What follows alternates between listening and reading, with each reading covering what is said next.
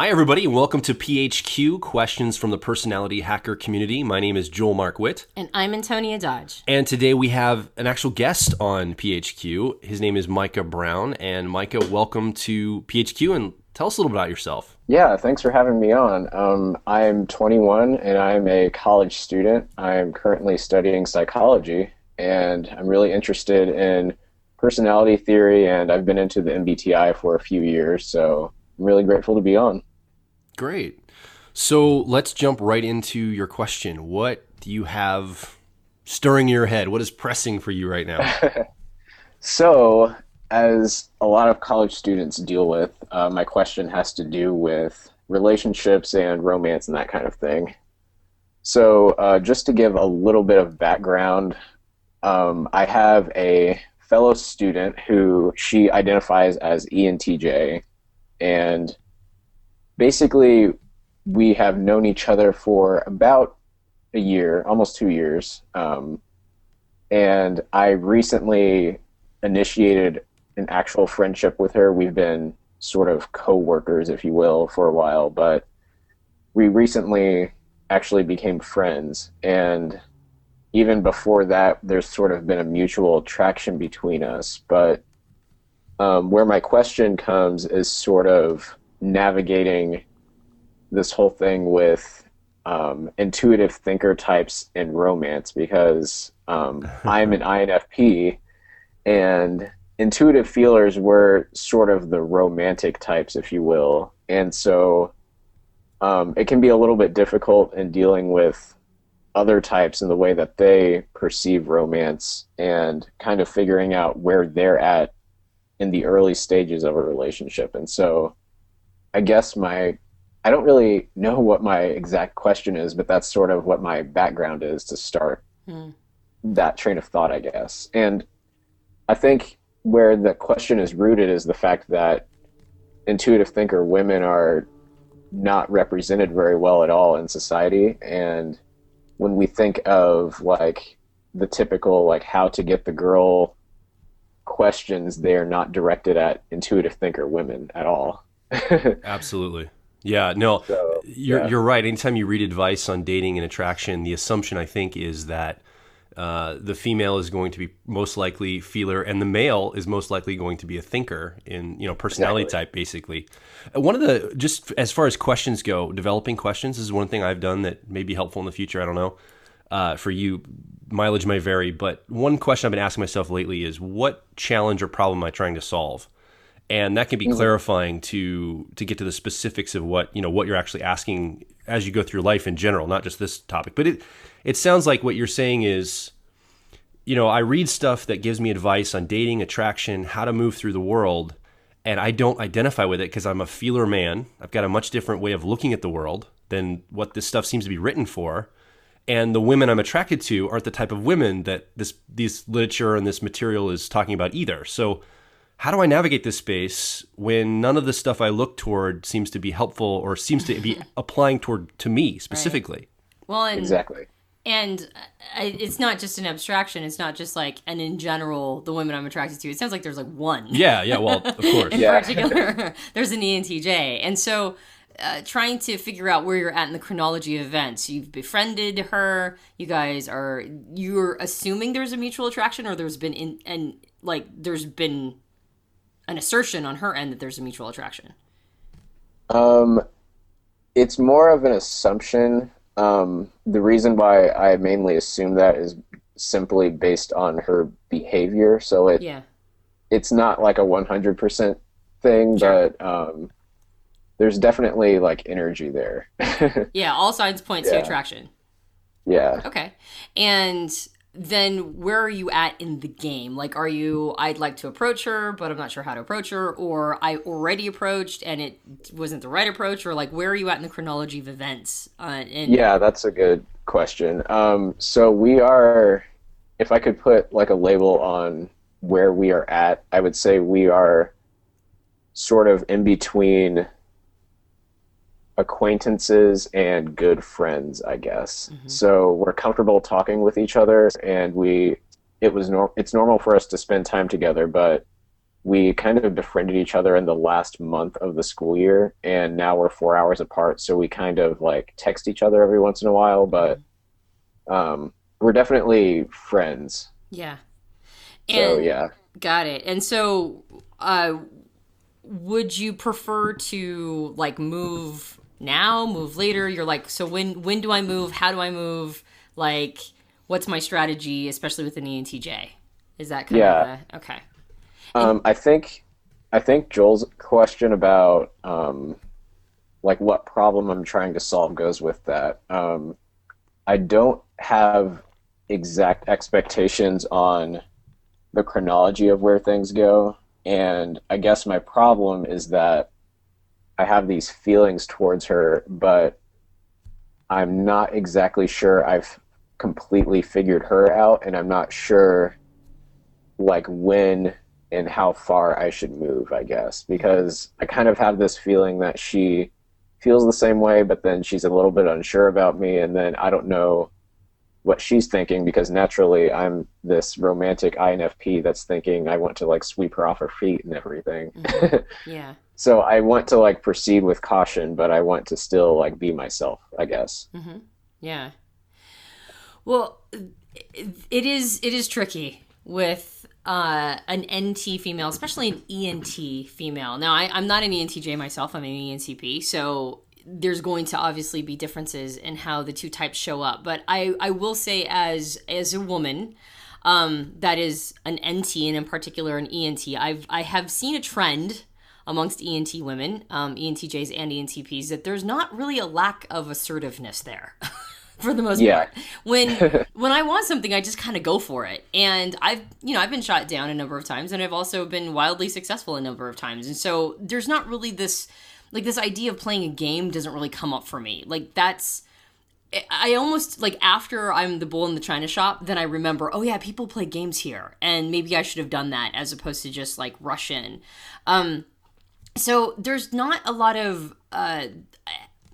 I'm not sure if you've ever heard of there's a book that was sort of the, there's a lot of pickup material for men, but the sort of the female's version of, trying to navigate the world of dating and get the result you want. Oh, There was this yeah. book called The Yeah. Rules that women are supposed to read. And I'm sure it sounds like you heard of it.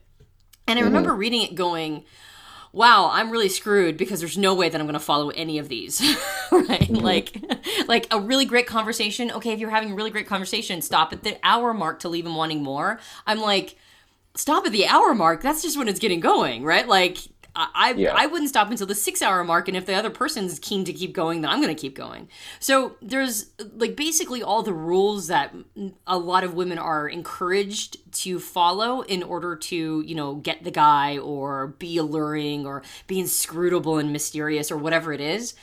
It's almost like at least for me, it's felt almost impossible, if not impossible, to follow those rules. And that's just because there's no sense of that for me. There's no sense of like game playing or, trying to be coquettish or flirt or whatever. And I've seen ENTJ women feel the same way. It's very frustrating actually, because it feels like this level of assertiveness and even aggression is not considered very attractive to males. However, what I learned over time is that there's a subset of males of which that is intoxicating. So the overwhelming majority of men are probably not going to be that turned on by it, but then there's this small subset of men that are looking exactly for you and where have you been their entire life. So the reason why I mentioned... I'm one of them. Yeah. And I'm so glad you guys exist. It makes us being able to make possible. So the reason why I mention all that is, yeah, all of the rules you've heard about, dealing with women, there's going to obviously be some principles that still apply. You still have masculine and feminine energies that you have to, employ. And I'll let Joel kind of talk about masculine and feminine energies in just a moment.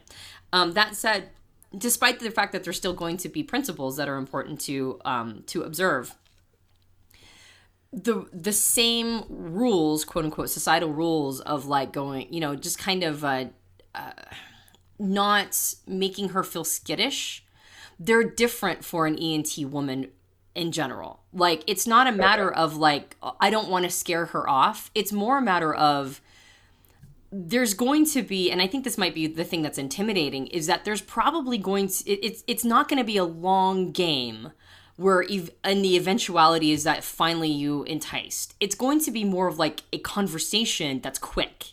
It's a quick dialogue. If I'm attracted, I'm attracted. There's really no question around it. And I don't know if this applies 100% for ENTJ women or all ENTP women for that matter. However, it's like, if I'm into you, I'm into you. Like, go ahead and make a move. Go ahead and say something about it. Like, don't be creepy, but I don't think you would be creepy. You're going to be authentic. You're going to show up in an authentic way. And there's a sense of radical honesty that actually puts me at ease. I think for some people, radical honesty is very intimidating.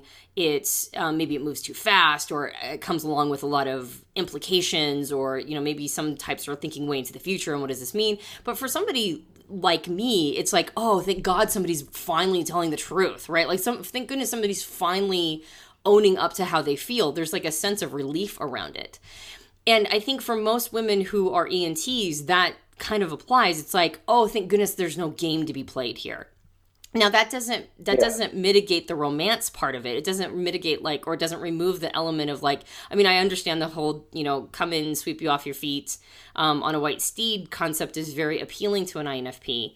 And at the same time, for an ENTJ, there's not a need for that. Do you know what I mean? Like, there's no need to be saved. There's no need to have somebody come sweep you off your feet. And so when it happens, it's nice and it feels good. And you're like, oh, this just feels awesome that somebody feels this way about me.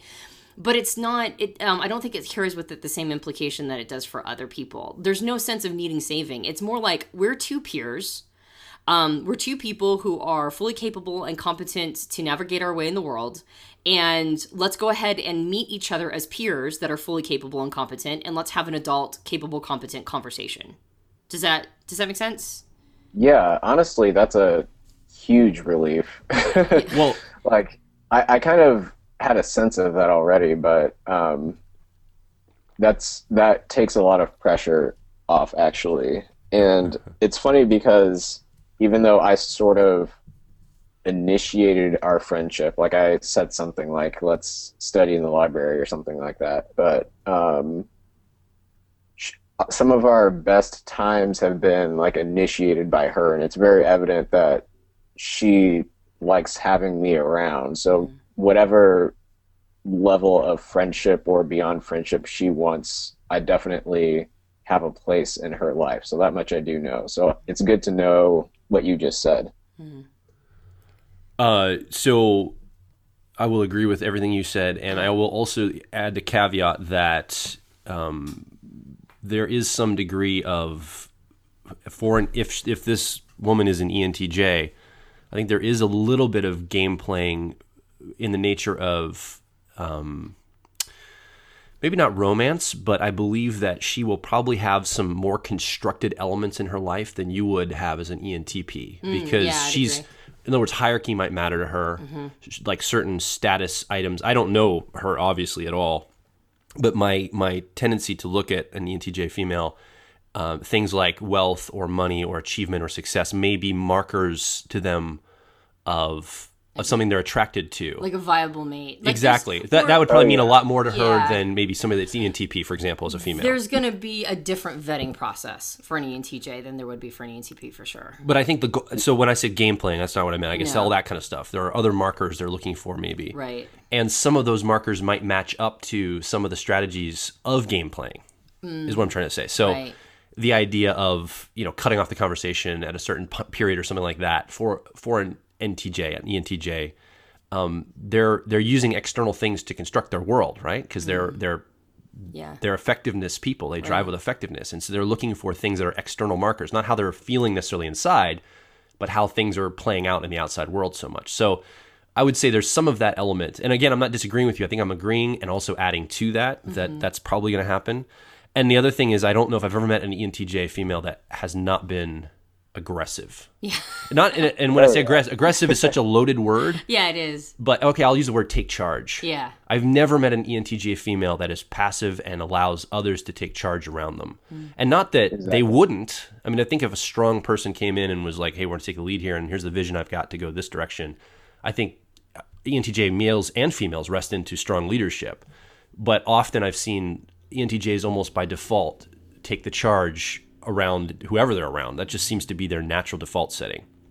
So I'm guessing you've probably seen that, Micah. I don't know if that she's exhibiting that. You seem to have indicated that by her, some of the exciting times you guys have had. She's taken the initiation on it. Mm-hmm. Yeah, I agree with everything you just said, and even with the whole. You already said it wasn't technically game playing, but I'll just call it that for the sake of simplicity. But there have been moments where I kind of felt like she was using some sort of strategy on me, because I feel like we have talked about almost every major value and issue that couples kind of have to talk about and agree on. Like, we both know like what we want in terms of like children or jobs and what our futures are going to look like. And it's almost like she's kind of planned like, okay, I need to find out this, and that from him. So, metrics. She's looking for metrics and data sets. So you actually are already being vetted. Yeah, I've definitely been analyzed on a number of occasions. Yeah. Well, and that's a good sign, actually. Yeah, it's a very good sign. That sounds well. And the other thing I would say about, and I don't know, again, I think every person is different, right? So these are very over generalizations. Yes. Yeah. So again, mileage may vary with this, Micah. But I think ENTJ females sometimes, because they're used to always taking charge, I think sometimes they're attracted to males who come in and are even more of a take charge personality than they are. I've known a lot of ENTJ females who are attracted to INFPs very much because of the heart-centric nature that you bring, the very in touch with your emotions part of it. And then I know a lot of ENTJ females that they are attracted to that, but the person that comes in and steps up and almost dominates the situation and takes charge in the situation even more than them is something that's very attractive to them. And again, that's not for all of them, but I've seen that trend happening. Yeah. There's a sense of, there's a desire to feel feminine, I think, that all women have. And when you are an NT female, and in particular an ENT, I would say, but this would probably apply for all thinker women to some extent. And then NTs seem to see the patterns a little bit clearer. There is a sense that it's so difficult to feel feminine around other people because you're in such a heady, cerebral, masculine space so often that when a man can make you feel feminine, it's intoxicating. There's this sense of like, I don't even know how to articulate it completely. And it doesn't have to be somebody who's necessarily a strong thinking masculine type as well. In fact, I've noticed that the masculine qualities a feeler man can bring are some of the most compelling for feeling feminine. So, I mean, you have more to say on that, Joel, because you study masculine and feminine energies more than I do. But there's definitely something to be said for like a man that steps up and makes you feel feminine, like maybe one of the first times ever. Yeah, well, I think it's not so much the so it's not what you do. I think there's a lot of the definitions around how you probably can hear a mower in the background if you're listening right now. And instead of stopping, I feel like we got good rapport with you, Micah. So I'm not going to stop. You're just going to hear this mower in the background outside of our office window. I apologize for the audio. But anyway, there's this sense of that. We talk about that. I just said this comment about sometimes ENTJ women are looking, or strong women are looking for a man to come and even be more of that leadership or that take charge person. Sometimes, not all, but sometimes. And I think what Antonia hit on is perfectly said, that they're looking to feel feminine often. But what the difference is your society will tell you, and a lot of the stuff that you've probably read will tell you, okay, here's how you do that as a man. Here's how you show up in that take charge way. And it's all very much, especially as an ENFP myself, and you as an INFP, would be very different than how we would feel comfortable going about it. Because we don't show up externally doing those things in our lives. We don't show up, like an ENTJ man might, for example. We show up in a very different way, but that doesn't mean it's not masculine. Mm-hmm. It's more about the energy of masculinity that you bring rather than the structure of what you do. So it's not about you buy flowers here and you open the door here and you do this here and you take the lead on this structural thing. It's more about taking the lead in, especially as an INFP, it's taking the lead in the emotional space in a lot of ways. It's taking the lead in the energies of holding space and helping process emotion and things of that nature. So, and there's probably more writing and stuff we're going to do on this in the future, but that's the general sense of what the good news is that it's not a, oh crap, I'm a feeler man, so I can't attract a woman like this. It's just a different way of doing it. And most people aren't talking about that stuff. Yeah. Fundamentally, I think what makes me feel truly feminine is when I think the guy's like, he's making me feel totally safe. He's making me feel like everything is handled and everything's okay. And for as an ENTP woman, that doesn't necessarily mean physical structural things around me. Like the washing machine gets repaired or the car oil's changed. That might help. That might help, but it's more about the emotional. More that when I get into an emotional space, I don't feel safe at all. I can't help make myself feel safe in an emotional place. Like that's my blind spot. Those are my blind spots. So if a man can hold space for me and let me like freak out or like turn into a crazy person for a moment and then help me do some emotional aikido on me and now I'm like feeling better or just help me work through what I'm feeling, that makes me feel incredibly safe. And I think that that's why for me FP men have always been so attractive, because they can help hold that space. And I think it's really probably pretty similar with an ENTJ, maybe even more so with an ENTJ, a woman who, like, her feeling process of authenticity, of introverted feeling, is going to be her inferior, or what's called the 3-year-old, or what we call the 3-year-old. 3-year-old in the right? back. Yeah, exactly. And so that's going to be, like, when she goes to an emotionally overwhelmed space, that's when she's going to feel the least safe. That's going to be where she feels the most incompetent, the least safe, the least in charge. She's going to feel like an infant in those spaces. So when a man has like that strong, secure the perimeter, emotional masculinity where he can just make her feel totally safe in that area, that is where, I think that that's where you feel truly feminine, is that you've kind of allowed the masculine energy to come in and create, that sort of still, strong, masculine, safety net. And you just kind of rest into that as a woman. As the feminine energy, you just sort of rest into that masculinity, and it feels so good. And it's really intoxicating. So I guess we're kind of like talking up why you would be a good choice, but I think we're also indicating that if you can bring that energy to the conversation, if you can bring that energy to your guys' relationship, where you're just like that wonderful, still, present, strong, emotional space for her, that is going to increase on a very unconscious primal level. That's going to increase her attraction to you. Yeah, that makes a lot of sense. Cool. I don't know. You probably have read this. I would recommend this for any NFP male, ENFP or INFP male, to read the book Way of the Superior Man by David Data. I've gone through some of this, and it is probably it's around relationship, but ultimately it's around core values and getting down to understanding yourself as a man at the core level, so you can show up to other men and other women in your life as a solid masculine presence, if that's the energy that you want to bring to the world, which that's the energy I want to bring to the world. And so it's been a great book for me in my personal development journey, and I think I would recommend it to you. You may have read it already, but if you're also listening too, this is a great resource if you are an ENFP or an INFP male to really, I think, dig into some of these ideas. Yeah, I don't think it's just NFP men. I think it's required reading for NFP men. Anybody, any male, any man can benefit from it. But I believe if you're an NFP male, because there's so much literature and so much resource and so much training out there for everybody else. Right. I think a lot of times as a feeler, all feelers, but as a feeler man who's an NFP, I think it's a required reading because it talks so much about some of these concepts we're just bouncing around here, and it goes in much more depth on it. Yeah. Unfortunately, we talked over Micah there for a second. Sorry, Micah, what would you say? Oh, no, you're fine. Yeah, I haven't read it, but it definitely sounds like something I want to look into. You will probably devour it and not put it down until you're done. Yeah. It's an incredible book, and it deals with a lot of these very specific things you're talking about. And what David Data talks about is the idea that we are attracted to polar energies, right? We tend to gendertize them, obviously, because men typically, at least traditionally have shown up with the masculine energy, and females have shown up with the feminine energy. And he talks a lot about how those energies are attracted to each other. And when those energies become less polarized, they become more neutral, well, that starts to decrease attraction.